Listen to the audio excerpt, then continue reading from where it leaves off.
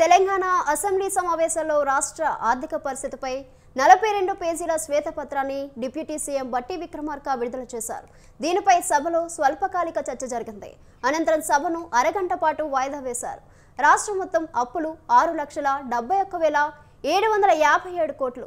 2014-15 నాటికి రాష్ట్ర రుణం 72,658 కోట్లు. 2014-15 నుంచి 2022-23 మధ్య కాలంలో సగటున 24.5% అప్పు పెరిగింది.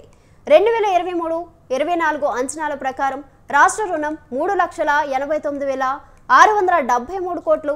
2015-16లో రుణ జీఎస్టీపీ 15.7%తో దేశంలోనే అత్యల్పం.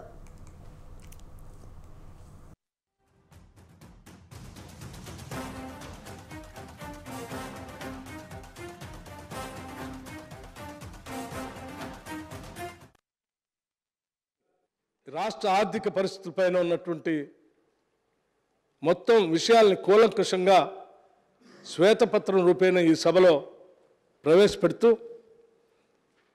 మీ ద్వారా గౌరవ శాసనసభ్యులందరినీ, ముఖ్యంగా ప్రతిపక్షాలకు సంబంధించినటువంటి శాసనసభ్యులను కానీ, ఈ సభలో రాష్ట్ర ప్రజల ఆకాంక్షలు నెరవేర్చాలనేటువంటి ఆలోచన కలిగిన ప్రతి సభ్యుడికి తెచ్చుకున్న తెలంగాణ రాష్ట్రం ఈ భారతదేశంలోని అద్భుతమైనటువంటి పురోగతి సాధించడం కోసం మనందరం ప్రయత్నం చేయాలనే ఆలోచన కలిగిన ప్రతి సభ్యుడికి మీ ద్వారా నేను విజ్ఞప్తి చేస్తా ఉన్నాను.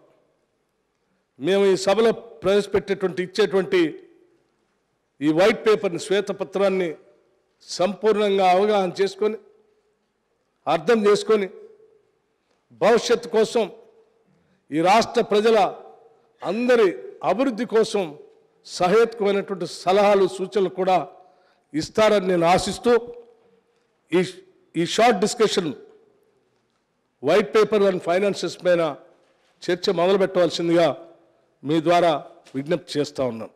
Thank you.